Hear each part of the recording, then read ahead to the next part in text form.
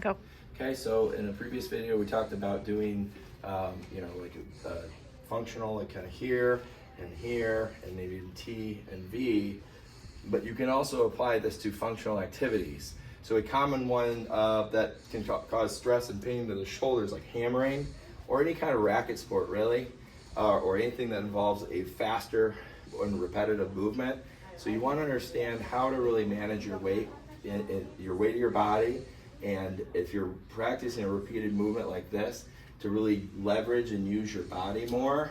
So it doesn't have to fall into one of those categories. It can be something like hammering, and I can change the position where that pulls from too, but I can kind of anchor back here, and then instead of focusing on the drive down this way, because if you think about it, if I had the band behind me, I'm pulling here, I'm going to be inclined to want to kind of curl up and hunch, with kind of like a sit-up, which is not very functional. So what I'm going to do is I'm going to have the band pulling, I'm going to be resisting the band going back on the back swing here, and that's going to engage more of my postural muscles to hold me up. And furthermore, I'm shifting, lifting, and locking out that pelvis and keeping my chest up for extra support. And I can use more of my body if I move my body more, or I can just stabilize with my body and use more my scapular muscles here.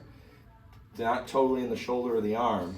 Definitely, even if it's more the upper quarter, use your scapular muscles and maybe even some rotation from your torso here.